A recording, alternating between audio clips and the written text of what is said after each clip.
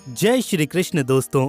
महाभारत के एक और अध्याय में आप सभी लोगों का स्वागत है। दोस्तों, एक बार की बात है, पांडवों की माता कुंती विवाह से पहले कुंवारी अवस्था में दुर्वासा ऋषि की पूजा कर रही थी। माता कुंती की तपस्या से प्रसन्न होकर दुर्वासा ऋषि ने उन्हें वरदान दे दिया। ऋषि दुर्वासा ने वरदान देते हुए माता कुंती को कहा कि पुत्री, तुम जिस भी देवता का आवाहन करोगी उसी देवता के समान तुम्हें पुत्र प्राप्त होगा।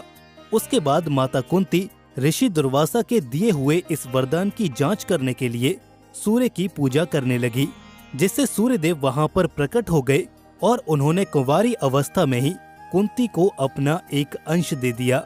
समाज में लोकलाज के भय से कुंती ने सूर्यदेव के द्वारा दिए हुए इस पुत्र को गंगा में विसर्जित कर दिया। इसके बाद हस्तिनापुर के सारथी अधिरथ ने इस बालक को नदी के किनारे पाया। इसके बाद वो इस बालक को अपने घर ले गए। वहाँ पर अधिरथ की पत्नी राधा ने कर्ण का पालन पोषण किया।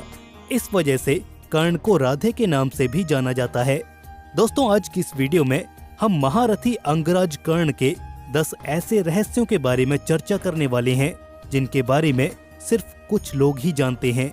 तो दोस्तों, बने रहिए वीडियो के अंत तक। लेकिन वीडियो में आगे बढ़ने से पहले आप सभी लोगों से ये निवेदन है कि कमेंट सेक्शन में एक बार जय श्री कृष्ण अवश्य लिख दीजिए। तो भगवान श्री कृष्ण को नमन करते हुए चलिए प्रारंभ करते हैं आज के इस अध्याय को। बात करते हैं पहले रहस्य की। युद्ध में एक तरफ श्री कृष्ण थे और दूसरी तरफ कर्ण। श्री कृष्ण अर्जुन के मित्र थे तो कर्ण दुर्योधन के मित्र थे। यदि युद्ध में अंगराज कर्ण को असहाय स्थिति में देखकर नहीं मारा जाता तो अर्जुन की क्षमता नहीं थी कि वो कर्ण का वध कर पाते। भगवान श्री कृष्ण की नीति के तहत ही कर्ण का विवाह द्रौपदी से होने से रुक गया था। भगवान श्री कृष्ण ने ही अपनी नीति से उनके कवच कुंडल हथियाए और देवराज इंद्र द्वारा दिया गया एकमात्र अचूक अमोघ अस्त्र वो अर्जुन पर चलाना चाहते थे, वो घटोत्कच पर चलवाया गया। ये भगवान श्री कृष्ण ही थे जिन्होंने कर्ण को ये बताया कि कुंती तुम्हारी माता है। लेकिन युधिष्ठिर और अर्जुन को इस बात का अंदाजा नहीं था कि कर्ण उनका बड़ा भाई है। यदि युधिष्ठिर को ये पता चल जाता कि कर्ण उनके बड़े भाई हैं, तो वो राजपाट की लड़ाई नहीं लड़ते बल्कि कर्ण को ही राजा बनाने की लड़ाई लड़ते। दूसरा रहस्य, उस काल में द्रोणाचार्य, परशुराम और वेदव्यास जी को ही ब्रह्मास्त्र चलाना और किसी के द्वारा ब्रह्मास्त्र का प्रयोग किए जाने पर उसे रोकना आता था। जब गुरु द्रोणाचार्य ने अंगराज कर्ण को ब्रह्मास्त्र विद्या सिखाने से इनकार कर दिया, तब वो भगवान परशुराम जी के पास पहुंच गए। भगवान परशुराम जी ने ये प्रण लिया था कि वो ये विद्या किसी ब्राह्मण को ही सिखाएंगे, क्योंकि इस विद्या के दुरुपयोग का खतरा बढ़ गया था। कर्ण ये सीखना चाहता था तो उसने भगवान परशुराम जी के पास पहुंचकर खुद को ब्राह्मण का पुत्र बताया और उनसे ये विद्या सीख ली। फिर एक दिन जंगल में भगवान परशुराम जी कर्ण की गोद में सिर रखकर सो रहे थे। तभी वहां पर कहीं से एक कीड़ा आया और वह अंगराज कर्ण की जांघ पर डंक मारकर चला गया। कर्ण की जांघ पर घाव हो गया, लेकिन परशुराम जी की नींद खुल जाने के भय से वो चुप रहा। घाव से खून बहने लगा। बहते खून ने जब परशुराम जी को छुआ तो उनकी नींद खुल गई और उन्होंने कर्ण से पूछा कि तुमने इस कीड़े को हटाया क्यों नहीं। तब कर्ण ने कहा कि आपकी नींद टूटने का डर था, इसीलिए मैं मौन रहा गुरुदेव। तब भगवान परशुराम जी ने कहा कि किसी ब्राह्मण में इतनी सहनशीलता नहीं हो सकती, तुम जरूर कोई क्षत्रिय हो, सच सच बताओ। तब कर्ण ने सच बता दिया। फिर क्रोधित होकर परशुराम जी ने कर्ण को उसी समय श्राप दे दिया कि तुमने मुझसे जो भी विद्या सीखी है वो झूठ बोलकर सीखी है, इसीलिए जब भी तुम्हें इस विद्या की सबसे ज्यादा आवश्यकता होगी तभी तुम इसे भूल जाओगे, किसी भी दिव्यास्त्र का प्रयोग नहीं कर पाओगे। और ऐसा हुआ भी। जब अंगराज कर्ण को ब्रह्मास्त्र की जरूरत महसूस हुई तब वो इस विद्या को भूल गए थे। तीसरा रहस्य, भगवान परशुराम जी के आश्रम से शिक्षा ग्रहण करने के बाद अंगराज कर्ण वन में भटक रहे थे। इस दौरान वो शब्द भेदी बाण चलाना सीख रहे थे। एक दिन जब वे इस विद्या का अभ्यास कर रहे थे तब उन्होंने एक गाय के बछड़े को अन्य पशु समझकर शब्द भेदी बाण चला दिया था और उसके बाद बछड़ा मर गया। तब उस गाय और बछड़े के स्वामी ब्राह्मण ने कर्ण को श्राप दे दिया। जिस प्रकार उसने एक असहाय बछड़े को मारा है, वैसे ही एक दिन उसी तरह वो भी मर जाएगा। चौथा रहस्य, कर्ण दान करने के लिए काफी प्रसिद्ध था। कहते हैं कि जब अंगराज कर्ण युद्ध क्षेत्र में आखिरी सांसें ले रहे थे तो भगवान श्री कृष्ण ने उनकी दानशीलता की परीक्षा लेनी चाहिए। वो गरीब ब्राह्मण बनकर महारथी कर्ण के पास गए और कहा कि तुम्हारे बारे में काफी सुना है और तुमसे मुझे अभी कुछ उपहार चाहिए। कर्ण ने उत्तर देते हुए कहा, मुनिवर आप जो भी चाहें मांग लें। ब्राह्मण ने सोना मांगा। कर्ण ने कहा कि सोना तो उसके दांत में है और आप इसे ले सकते हैं। ब्राह्मण ने कहा कि मैं इतना कायर नहीं हूँ कि तुम्हारे दांत तोड़ूं। ये सुनकर कर्ण ने एक पत्थर उठाया और अपने दांत तोड़ दिए। ब्राह्मण ने इसे भी लेने से इनकार करते हुए कहा कि रक्त से सना हुआ ये सोना वो नहीं ले सकता। इसके बाद महारथी कर्ण ने एक बाण उठाया और आसमान की तरफ चलाया। उसके बाद बारिश होने लगी और वो दांत धुल गया। 5वां रहस्य, कहा जाता है कि एक बार कर्ण ने अपना यौवन ही दान में दे दिया था। कथानुसार एक बार की बात है, दुर्योधन के महल पर भगवान नारायण स्वयं मुनि के वेश में पधारे और दुर्योधन से भिक्षा मांगने लगे। दुर्योधन के द्वार पर आकर एक मुनि ने आवाज लगाई, नारायण हरि भिक्षाम देहि। इसके बाद दुर्योधन ने स्वर्ण आदि देकर मुनि का सम्मान करना चाहा तो मुनि ने कहा कि हे राजन, मुझे ये सब नहीं चाहिए। दुर्योधन ने आश्चर्य से पूछा, तो महाराज आप यहाँ पर कैसे पधारे? तब मुनि ने कहा कि मैं अपनी वृद्धावस्था से दुखी हूँ। मैं चारों धाम की यात्रा करना चाहता हूँ, जो युवावस्था के स्वस्थ शरीर के बिना संभव नहीं है। इसलिए यदि आप मुझे दान देना चाहते हैं तो यौवन दान दीजिए। इसका जवाब देते हुए दुर्योधन बोला, भगवान मेरे यौवन पर मेरी शादर मणि का अधिकार है, आज्ञा हो तो मैं उससे पूछाऊं। ये सुनकर मुनि ने सिर हिला दिया।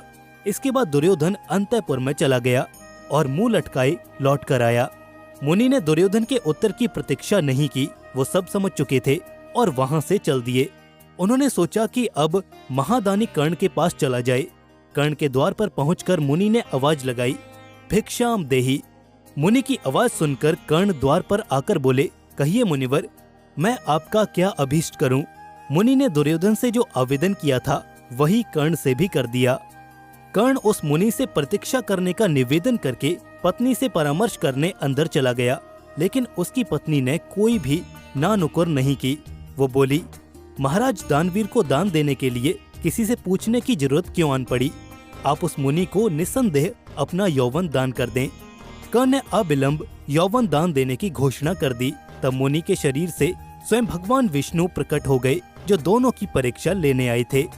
6ठा रहस्य, कहा जाता है कि भगवान श्री कृष्ण कर्ण और द्रौपदी के शरीर में समानताएं थीं। भगवान श्री कृष्ण की मांसपेशियां मृदु परंतु युद्ध के समय विस्तारित हो जाती थीं। इसीलिए सामान्यतः लड़कियों की समान दिखने वाला उनका लावण्यमय शरीर युद्ध के समय अत्यंत कठोर दिखाई देने लगता था। यही खासियत द्रौपदी और कर्ण के शरीर में भी थी। इसका मतलब यह है कि ये तीनों वक्त के साथ साथ अपने शरीर को कोमल और कठोरतम बना लेते थे। 7वां रहस्य, कर्ण की शक्ति अर्जुन और दुर्योधन से कम नहीं थी।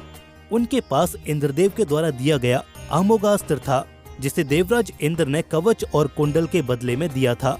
आमोगास्त्र देते वक्त देवराज इंद्र ने कहा था कि तुम इसका प्रयोग सिर्फ एक बार ही कर सकते हो। ये अस्त्र जिस पर भी चलाया जाएगा वो निश्चित ही मर जाएगा। तब कर्ण ने इसका प्रयोग दुर्योधन के कहने पर भीमसेन के पुत्र घटोत्कच पर किया था, जबकि वो इसका प्रयोग अर्जुन पर करना चाहता था। वो एक ऐसा अस्त्र था जिसका वार कभी भी खाली नहीं जा सकता था, लेकिन वरदान के अनुसार उसका प्रयोग वो सिर्फ एक बार ही कर सकता था। 8वां रहस्य, एक बार की बात है, कुंती कर्ण के पास आई और उससे पांडवों की तरफ से लड़ने का आग्रह करने लगी। कर्ण को पता था कि कुंती उसकी माता है। कुंती के लाख समझाने पर भी कर्ण नहीं माने और कहा कि जिनके साथ मैंने अब तक का अपना सारा जीवन बिताया है, उनके साथ मैं विश्वासघात नहीं कर सकता। तब कुंती ने कहा, क्या तुम अपने भाइयों को मारोगे? इस पर कर्ण ने बड़ी ही दुविधा की स्थिति में वचन देते हुए कहा कि माते, तुम जानती हो कि कर्ण के यहाँ याचक बनकर आया कोई भी व्यक्ति खाली हाथ नहीं जाता। अब मैं तुम्हें वचन देता हूँ कि अर्जुन को छोड़कर मैं अपने सभी भाइयों पर अस्त्र और शस्त्र नहीं उठाऊंगा। 9वां रहस्य, ये तो हम सभी जानते हैं कि दुर्योधन की पत्नी का नाम भानुमति था। कहते हैं कि भानुमति का कर्ण के साथ अच्छा संबंध हो चला था। दोनों एक दूसरे के साथ मित्र की तरह थे। एक बार की बात है कि दुर्योधन की पत्नी भानुमति और अंगराज कर्ण शतरंज खेल रहे थे। इस खेल में कर्ण जीत रहा था। तभी भानुमति ने दुर्योधन को आते हुए देखा और खड़े होने का प्रयास किया। दुर्योधन के आने के बारे में अंगराज कर्ण को पता नहीं था, इसलिए जैसे ही भानुमति ने उठने की कोशिश की तो अंगराज कर्ण ने पकड़कर बैठाना चाहा। भानुमति के बदले उनके मोतियों की माला कर्ण के हाथों में आकर टूट गई। तब तक दुर्योधन कमरे में प्रवेश कर चुका था। दुर्योधन को देखकर भानुमति और कर्ण दोनों डर गए कि दुर्योधन को कहीं कुछ गलत शक न हो जाए। लेकिन दुर्योधन को अंगराज कर्ण पर संपूर्ण विश्वास था। उसने बस इतना कहा कि मोतियों को उठा लो, और दुर्योधन जिस उद्देश्य से वहां पर आया था उस संबंध में चर्चा करने लग गया। इस भरोसे के चलते कर्ण गलत समझ लिए जाने से बच गए। 10वां रहस्य। हालांकि ये कथा मान्यता पर आधारित है। कहते हैं कि द्रौपदी को महारथी कर्ण से प्रेम था और कर्ण को भी द्रौपदी पसंद थी। स्वयंवर में अंगराज कर्ण भी गए थे। राजा द्रुपद का महामहिम भीष्म से विरोध था और अंगराज कर्ण भीष्म के पक्ष में थे। राजा द्रुपद ने पहले ही द्रौपदी को ये बता दिया था कि कर्ण एक सूत पुत्र है। यदि तुमने उन्हें पसंद किया तो जीवन भर तुम्हें दासी के पत्नी के रूप में पहचाना जाएगा। स्वयंवर में निराश द्रौपदी ने एक कठिन फैसला लेते हुए स्वयंवर की भरी सभा में जब कर्ण शिव धनुष को उठाने जा रहे थे तो द्रौपदी ने कह दिया कि ठहरो, मैं सूत पुत्र से विवाह नहीं करूंगी। फिर भी चीरहरण के दौरान द्रौपदी को कर्ण से उम्मीद थी, लेकिन कर्ण ने अपने अपमान को याद कर द्रौपदी की कोई भी सहायता नहीं की थी। बाद में जब महामहिम भीष्म मृत्यु की शैया पर लेटे थे तब महारथी कर्ण ने उनसे कहा कि वो द्रौपदी को चाहते थे। ये बात द्रौपदी ने भी सुनी और पहली बार द्रौपदी को भी इस बात का आभास हुआ था। तो दोस्तों, यही थे महारथी अंगराज कर्ण के कुछ ऐसे गुप्त रहस्य जिनके बारे में बहुत ही कम लोगों को पता है। मित्रों, हमें उम्मीद है कि आपको ये अध्याय जरूर से पसंद आया होगा। महाभारत काल से जुड़े ऐसे ही अनेकों रहस्यमय अध्यायों के लिए हमारे YouTube चैनल ज्ञान लोक को अवश्य से सब्सक्राइब कर लीजिए। दोस्तों, इसी के साथ मिलते हैं आपसे अगले अध्याय में। तब तक के लिए जय श्री कृष्ण। भगवान श्री कृष्ण की कृपा आप और आपके परिवार पर सदैव बनी रहे।